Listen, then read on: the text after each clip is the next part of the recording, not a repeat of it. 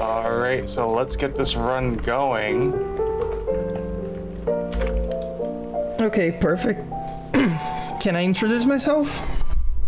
Go ahead. So, my name is Fabio8000, or Fabio. I'll be playing Superliminal, which is a puzzle first-person game, just like Portal and other games of this kind. And I'll be playing on the category All Collectables. And I have two persons that will help me out.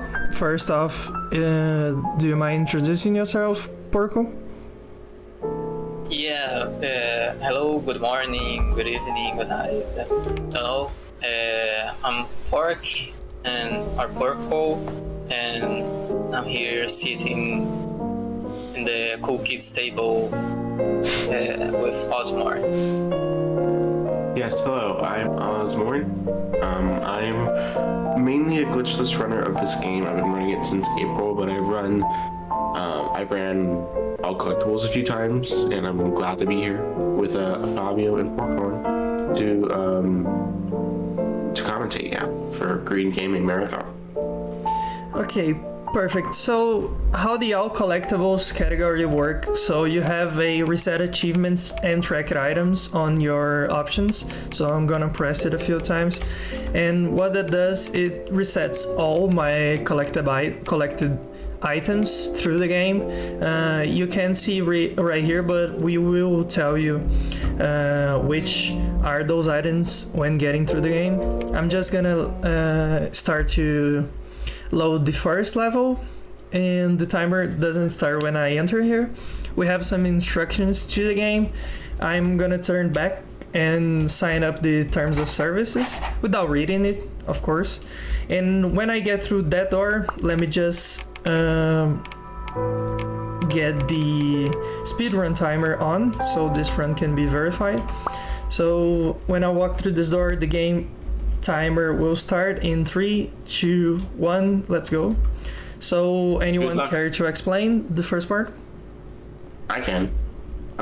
Essentially what Fabio is going to be doing right now is something called an out of bounds launch. We're going to see 3 different types of out of bounds launches in this run, but the gist of all of them is just that the game really doesn't like it when you and an object are occupying the same space. So in this case, Fabio is going to take this chess piece and he's going to make it so big that there's no room between him and the chess piece, and there's no room between the chess piece and the ceiling. And when he jumps, since the game just doesn't like it that him and the chess piece are taking up the same space, the game is going to launch the player out of bounds. Usually with these kinds of launches, the game will either launch you out of bounds or launch the item out of bounds, depending on whatever is the path of least resistance. And in most cases that is the player, but in specific cases that could be the object. And that is the unfortunate reality in some parts of the run. Yeah, I messed up the launch a little bit, but I think I'm Just good. a little bit. Yeah, right now we're not seeing anything. I have a normalized route where I have to go. I kind of went over it, or behind it actually. So here we are collecting the first chess piece, which is one of the collectibles in the game. There was a blue pawn. And do you want to explain, Porco, which type of collectibles we have? Yeah, we have some chess pieces. We just saw the blue pawn Fabio collected, and we also have all the fire alarms, fire extinguishers, and the last one is way different than the other ones. Are just stars that we need to line up in some hidden rooms. Yep. Yeah, and some blueprints that I forgot to mention. Yeah, so this first level, it's induction, so we will explain a little about the game story later on, but right here we are just being introduced to the game mechanics. So I use a lot of cubes to press down buttons and things like this, but this game heavily uses puzzles that aren't actually what they seem to be. So in the last room right there, I had to break a wall, like breaking the fourth wall to get into the background. And right here we start our levels at a bedroom. We will not see the bedroom because I can move before I see anything in the game. And while just, the game fades in. yeah, and I just walk backwards into a room. We will have a lot of fire alarms and fire extinguishers, like Porco said. So hopefully I not missed any of them. And if he does, I'm gonna make him go back for it. Yeah, if we have time, we don't want to get this schedule Yeah, exactly. back. Yeah, and now we can start to see that the collectibles are not in the usual path we need to take. For now, it's okay, but at the end of the game, it gets very tricky and just a lot of just not make sense going to that place. Is just but Fabio needs to go there just to get collectibles. And when you get all the collectibles, you get some rewards, like the fire extinguishers start just putting out fire. I don't know how to say it. Yeah, it start breathing fire instead of putting out breathing fire. Yeah. What Fabio just did right there was something called jump resizing, where he's essentially just jumping and then moving the object underneath him. It's just jump, click, click. And what that does, it essentially resizes the object underneath you and makes it a bit bigger so you can reach certain platforms. Originally, it was supposed to be an intended mechanic by the developers, but they decided to cut it out of the base game on the basis that it could be a bit too complicated for casual players, so instead we use it as a speedrun strat. But here, right now, we're going to be introduced to the first constellation room. Every level has one, with the exception of the very first one. So we're going to be seeing a few of those as we go on. Yeah, talking about box jumping or cube jumping or box resizing, whatever Oz said, I haven't. I didn't listen perfectly. You want to focus on it. Yeah, I want to focus on the game. So that mechanic later, like on the last level, will become as hard as it can be. We will use a box jumping to get over to the end of the game. And right here I'm using those launches. I use two types of launches. If you saw the door that I grabbed, a gray door, I kind of put it on me, like the door completely disappeared. It's so big that it's inside of Yeah, it was too big to be anywhere but inside of me, and when I let it go of the door, it pushed me upwards. It basically propelled me upwards, and then I got a launch. You're gonna see this again, but with a soda can, and Fabio will need to get outside of the room on the rooftop to get a blueprint. And I think just that the only collectible, and just imagine doing that like casually. Yeah, casually you have to grab the moon where I took all the items from, and then I have to make a kind of a staircase up there, but it's too slow. And right here we get to elevators, which is how we go from one level to another. Yeah, just like part of it. Yeah. And one thing that's kind of like the hardest to do in this category is to grab all of the fire alarms and fire extinguishers and still maintain momentum. It's very easy to stop and touch the fire alarms and then the fire extinguishers, but every time that you stop, you're obviously losing time because you're losing momentum. And so it's just trying to keep a continuous movement while still collecting everything in the game. That's probably something that is incredibly hard to master. Yeah, and in this game you don't have lots of movement tech, so you just can walk forward, and that's your main way to movement. You don't have anything like I'm sorry, bunny hopping or speeding, running, anything like this. You just have to press W and walk forward, and you have a continuous speed. If you do a turn, you have to do it as sharp as possible so you don't lose much speed.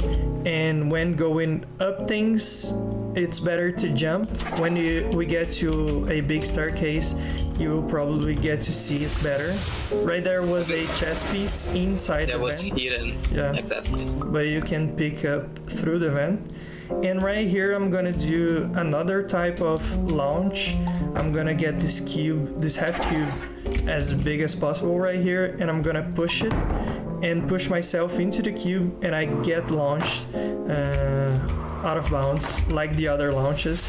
Those are the 3 types of launches. The first one I did at the start of the game, the one that I used the door to get it so big that it was inside me and I got propelled upwards, and that other launch where I just kind of rub myself against the object. Yes, because when clicking, there's no collision, and Fabio can just get inside of the object. Yeah, So when he releases and jumps, I think, yeah, that's it. yeah, and he gets launched. And I'm gonna see this again, another launch like that. It's similar to the door one he did, but the time he's gonna use it to get faster. The upper parts get the blueprint and the fire extinguisher. Yeah.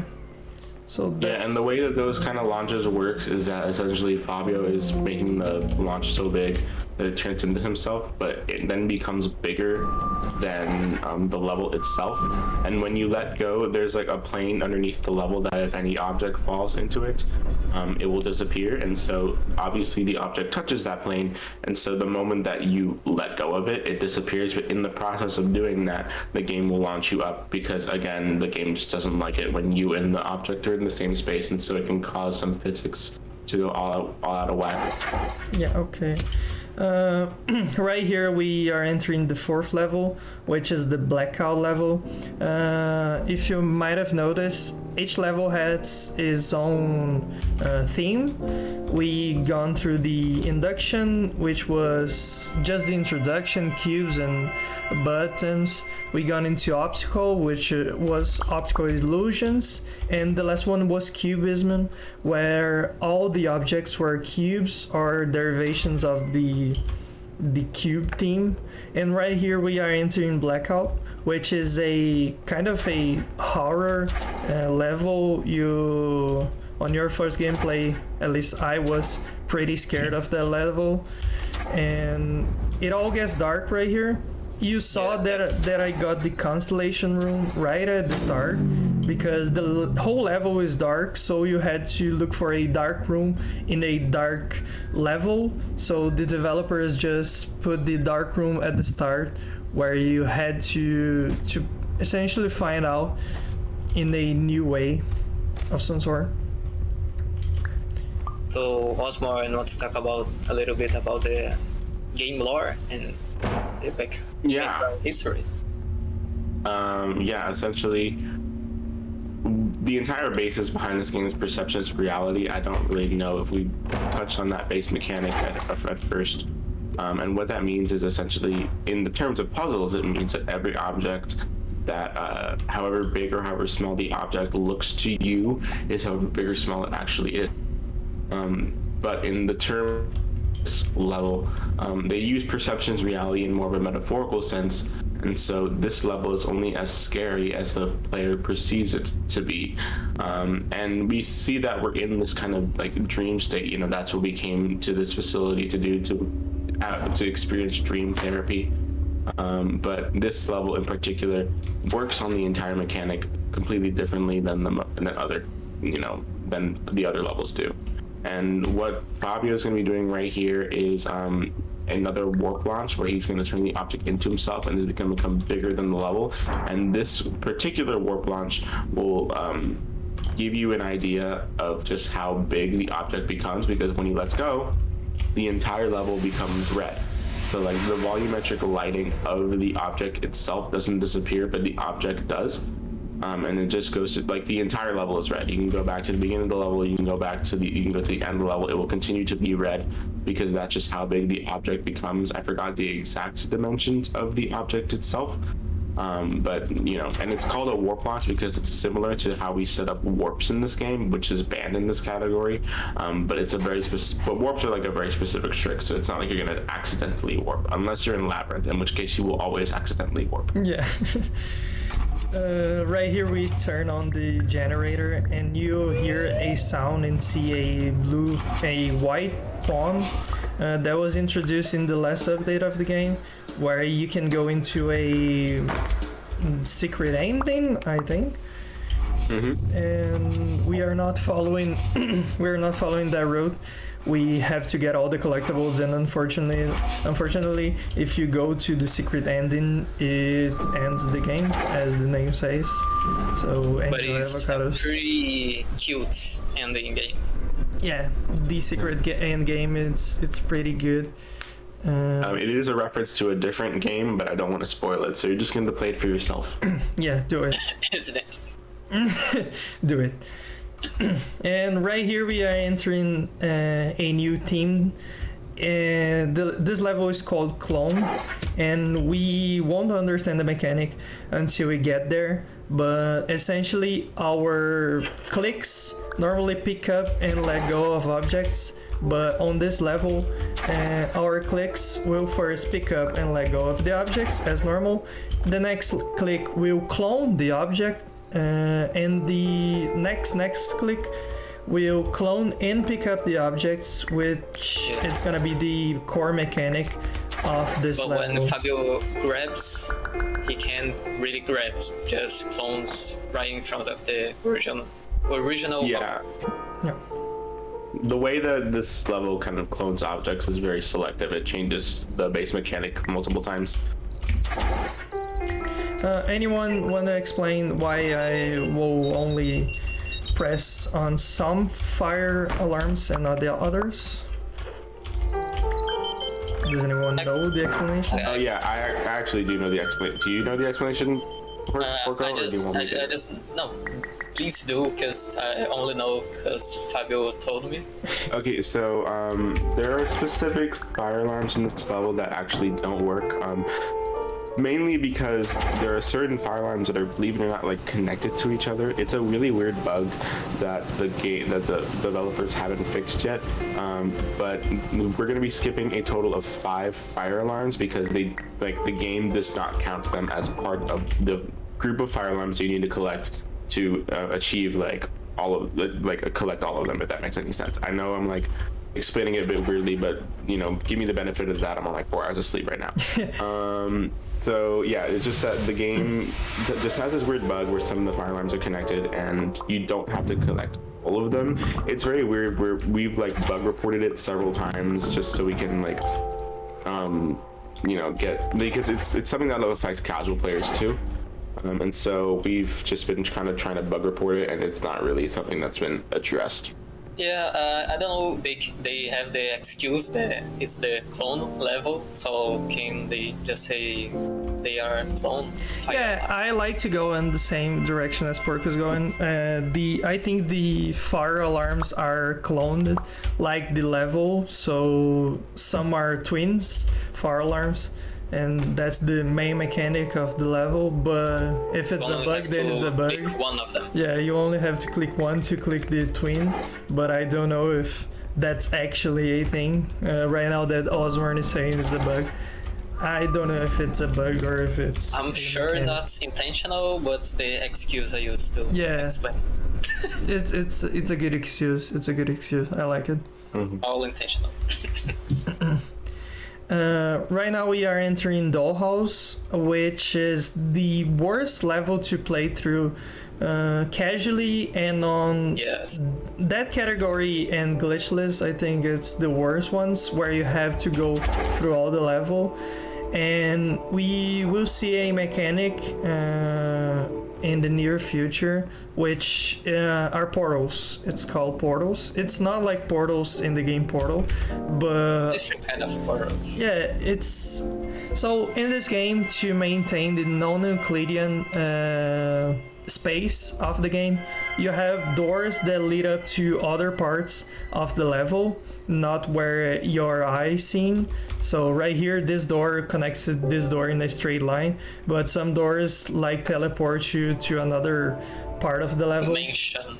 Yeah, and Not dimension, but another room. this level is way bigger than it seems, because you have portals that connect one to the other side of the level, and those portals like this one will lower the height or up in the height of the character, so you will be moving slower or faster depending on your height.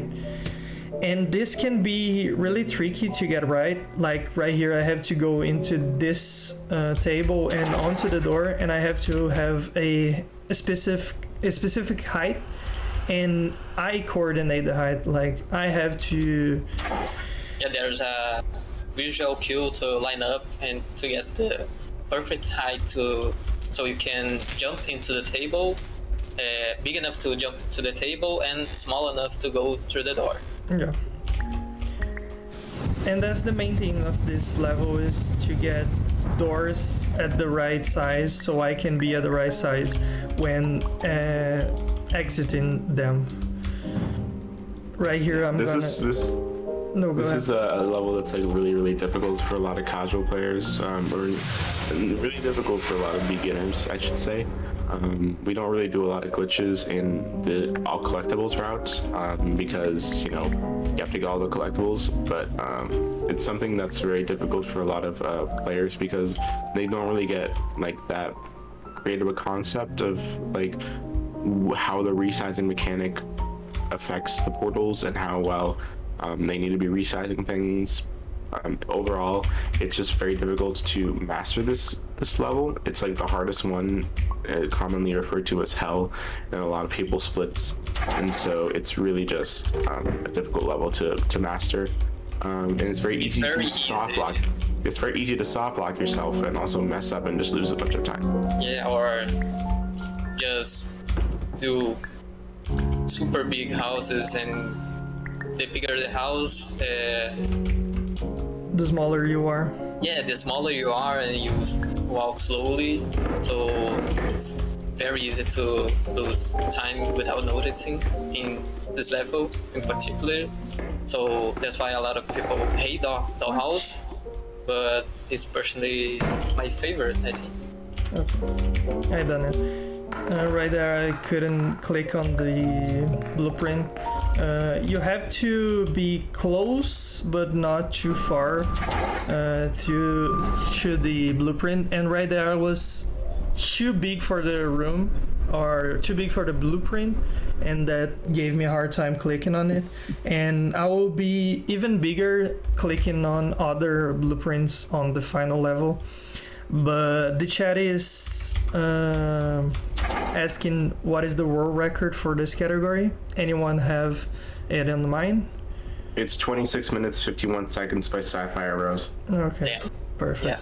Yeah, a 2661 is pretty good, because the glitchless category of this game, the world record sits at 21 seconds, so that's a big deal. Right here, I am doing seamless, useless jumps. So I grab this can and I'm gonna jump into this speaker right here and jump over a invisible trigger. This level has 4 or 5 triggers of dialogue, and if you only get the necessary ones, the level will end faster. Right here, I'm gonna grab this can and recycle, so please do recycle. And the level only stops, the level only transitions actually right here when the dialogue's over. My game is with dialogue muted so we can talk, but when skipping the dialogue triggers, I only trigger 3 dialogues and leave out 2, which gets me 20 seconds faster into this screen right here. Yeah, and that only works because of a specific update. Originally, in the like legacy version of the game, there would be one audio trigger that would cue all five lines, and now they separated it. First off, we're gonna see a frame perfect trick here. Oh, I hate that joke. Haha. Get it? Because you're wrong for a frame. Yeah. But anyway, as I said, the original version of the game would only have one trigger that cued all 5 audio lines, but the developers were seeing that a lot of people were actually waiting for the line to end before like moving on, and so they wouldn't reach the end of the hallway, and so they changed it to 5 triggers for 5 lines. Fabio just tried to get the door launch while the door was falling through him, but he missed it, so he needs to do this then. Ramp. It's very slowly, yeah. And those are some of the collectibles. I think those are the 2 that are most out of the normal route, where you have to go into that hole right there, where you wouldn't go normally. You had to be too attentive to see there was a hole there, and you have to make a ramp to get there. And the collectibles on this game are not even the most hidden objects that you can find. Osborne can talk a little bit more about the Easter eggs that we have on this game, which are not part of the all collectibles route. Yeah, we have a first off, I want to explain this puzzle right here. It's like the hardest puzzle in the game casually. Essentially what it is that Fabio has to look the opposite way of what the sign is telling him to, because whichever way you look first will have a dead end. The hint is like perception is not reality, so you have to like look the opposite way. But as Fabio mentioned, yeah, there are certain Easter eggs in this game that we collect as well, in the all Easter eggs category, which I personally run. It's a nice fun category extension that we have going on, and if you're looking for something that's a bit more glitch heavy but a bit shorter than all collectibles, that's the all Easter eggs is a good category to run. I personally think it's a bit hard to get like pretty good times on it, but if you're just looking for something to casually run every now and again, it's good. But yeah, you also saw there, to get the blueprint in the last room, Fabio kind of pushed an object into himself, and that's a different kind of launch that we have. It's a third kind of launch where we push an object into unlocking the physics of an object and pushing it into a wall, and then when it gets pushed into a wall, it gets pushed back out, and then the game will launch us up in the air instead of the object through the wall. We're here, we are collecting a light projector, and we took this cube with us just because it's faster to ride this cube.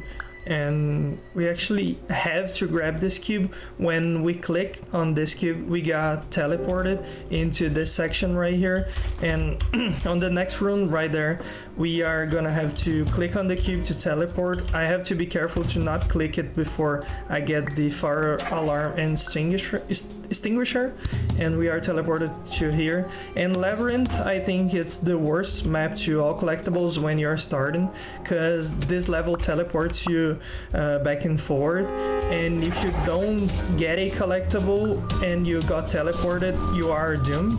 You have to backtrack a lot to get that collectible, where in some other levels you can just walk backwards, and in this level you'll probably have to restart the level to get the collectible. And cry a little bit. Yeah. Sure, on a good place. And lose a lot of time for sure. What Fabio is doing here is that this room is covered in triggers. It's making you think that it's a parking lot, when in reality it's just walls.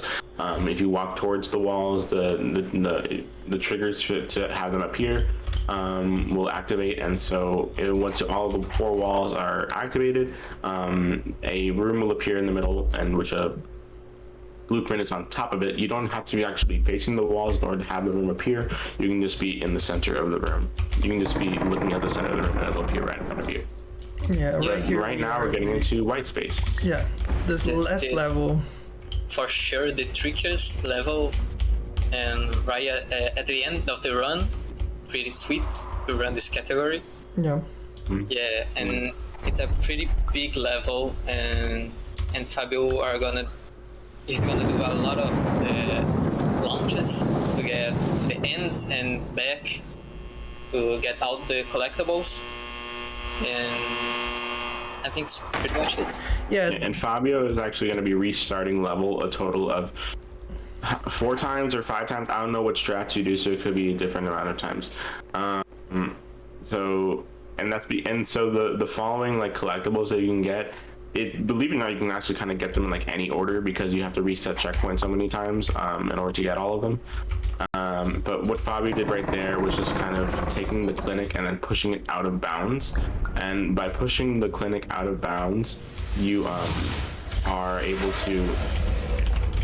No, don't forget. Do you do Modern Warpless strat? yeah, I do.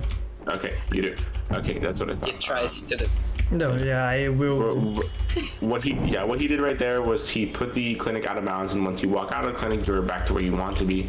And right now, what he's doing is making the clinic so small. Essentially, there's supposed to be like a paradox sequence where you put a door within itself, but when you put the clinic into the door, the character will be resized back down to size 1 in order to prevent soft locking.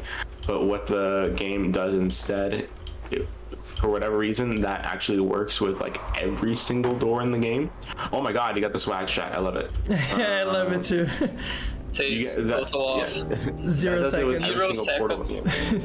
Yeah, it does it with every single portal in the game, and so you can just put the clinic through any door and you'll be put back down to size 1, which makes it so that, we can go out of bounds in large areas and still be perfectly fine. Yeah, and how this level works, I'm resetting and going back and going forward. It's on the ceiling of this clinic, you have the whole map. So what I do a lot of times is I took the clinic and put it on the ceiling, and that's where all the map is. And right here I'm gonna do a hard trick so someone can explain it. Yeah, I'm actually not totally sure why this trick works. Essentially, he's doing the exact same thing as the previous strats, but what he's doing is that he's placing the clinic in a very specific spot so that when he gets out of the clinic, he can just walk backwards and then prop jump with it in order to reach the end trigger of the map. And on the other side of the loading screen is going to be time, so keep time. That's a 28:42 in-game time. I don't know what the RTA was. I'm not seeing it updated on stream yet. I don't know what the RTA was. Probably like 29 something. And that was a good final of white space. Just to verify this run, I will check if I got all the collectibles and if us have to make me go back. So on the first level, we don't have a constellation room. We got all the fire alarms, the fire extinguishers, the chess pieces, and the blueprints. On the other levels, all are supposed to be white if I don't miss any, and I didn't. So you didn't. That's it. Congratulations.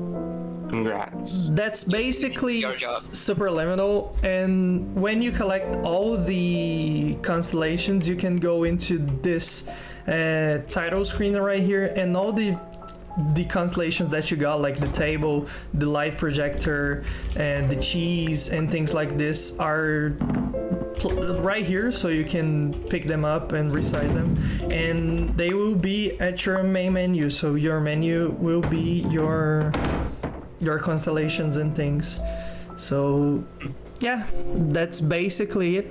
I would like to thank Team Green Gaming for getting me to play this game at this marathon. It was super fun to play, and hopefully someone will start playing Superliminal because of this. This category is kind of hard to get into, but I would recommend other categories like glitchless. And yeah, that's it. I would like to thank everybody, thank my couch, and thank the chat for being here. And if you guys would like to say something before going now.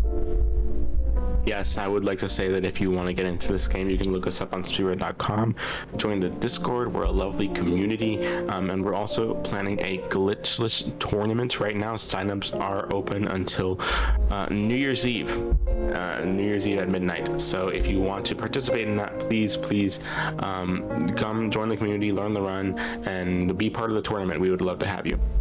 Yes. All skill levels are welcome, so don't worry about being the best. It doesn't matter. I know since it was on Humble Bundle, I've been looking forward to not only playing this game, but learning a speedrun version of this game myself.